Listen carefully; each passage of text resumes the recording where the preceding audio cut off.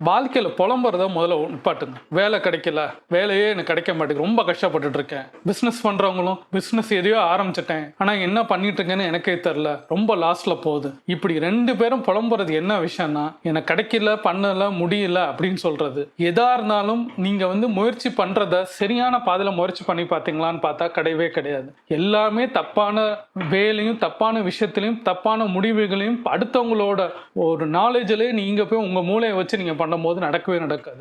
அதுக்கு பெஸ்ட்டு ஒரு சொல்யூஷன் என்னன்னா, இப்போ இதை நீங்கள் சேலஞ்சாக எடுத்தாலும் சரி, நீங்கள் இதை ஒரு எப்படி எடுக்கிறீங்களோ உங்கள் கையில் தான் இருக்குது. நேற்று வரைக்கும் நீங்கள் யோசித்த எல்லா விஷயத்தையும் தூக்கி போடுங்க, குப்பையில் போடுங்க. இன்னிலேருந்து இல்லை நாளையிலேருந்து ஒரு விஷயத்தை ஆரம்பிடிங்க, புதுசாக ஆரம்பிடிங்க.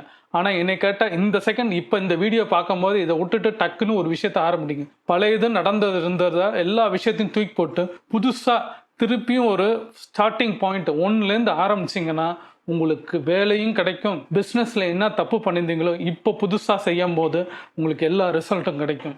புலம்பாதீங்க, உங்களை மாற்றுங்க, உங்கள் எண்ணத்தை மாற்றுங்க. புலம்புறனால எதுவுமே நடக்க போகிறதில்ல. லைஃப்பில் வேலை இல்லைனாலும் சரி, பிஸ்னஸ் பண்ணாலும் சரி, முயற்சி பண்ணால் கிடைக்கும். அதை எந்த மாதிரி முயற்சி பண்ணிக்கிறீங்க, எப்படி ஸ்மார்ட்டாக போகிறீங்க, உங்களோட ஐடியாஸ் என்னன்றதை நீங்கள் கேப்சர் பண்ண, உங்கள் ப்ளஸ்ஸையும் மைனஸையும் தெரிஞ்சுக்கிட்டா நீங்கள் இந்த புலம்பலே வராது. அதுக்கு என்ன ஈடோ அது செஞ்சுட்டு போவீங்க. பிஸ்னஸும் வளரும், உங்கள் வேலையும் கிடைக்கும்.